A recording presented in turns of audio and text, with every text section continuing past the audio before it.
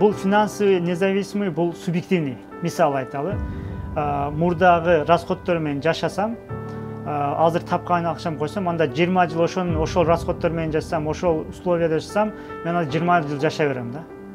Мында бир акчам коюп коюп, бирок адам определенный уровеньге жеткенден кийин эми мурдагы условияга караганда финансовый независимый болуп калды, бирок жогору даражага чыккан, бир уровеньге чыккандан кийин финансовый, анан ошол кругу да өзгөрөт да. Анан уже расходтор да өзгөрөт, ужечи кийингендери, барган жерлери, уже жанакы акча уже жетпей калат. Мисалы, ким кайсы уровеньде болсо, ошондой уровеньде көрөт.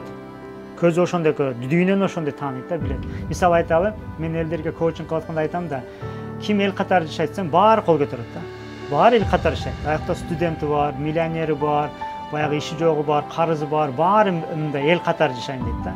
Анан изилдедим да, эмнеге адамдардын баары эл катары, хотя бирөөсү миллионер, бирөөсү карыз менен жүрөт, бирок экөө тең эл катары жашап атабыз дейт да. Анткени ошо карызы бар кишинин дагы чөйрөсү ошондой. Карызы бар миллионердин 5 досу дагы миллионер. Ошондо алар, конечно, эл катары болот. Ошого бул жерде баягындай не деп сүйлөп атканыбызда ар кимдин ошол уровеньине жараша болуш керек да. Мындайча айтканда, кайсыл жерде жашасаң дагы ошол жердин, мындайча айтканда, мисалы Кыргызстанда эле ошол жердин каналдары бар. Телевизордо канал болот го.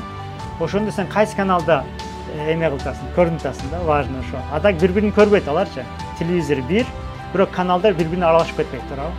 Ошон үчүн кедей жашагандар дүйнөнү кедей көрөт. Мисалы Кыргызстанга барганда айтат да, Кытайда эмне кылып жүрөсүң, бияка келбейсиңби? Биякта сонун мындай эркиндик андай дейт. Анан бирөөсү айтат, Кыргызстан болбой калды, заграницага кетиш керек дейт. Анан экөөнү тең мындай анализ кылсам, кимдин иши Кыргызстанда жакшы болсо, Кыргызстан жакшы болуп көрүнөт. Кимдин иши жаман болсо, айлыгы жок болсо, анда Кыргызстан жаман болуп көрүнөт экен да. Ошон үчүн бул субъективный нерсе.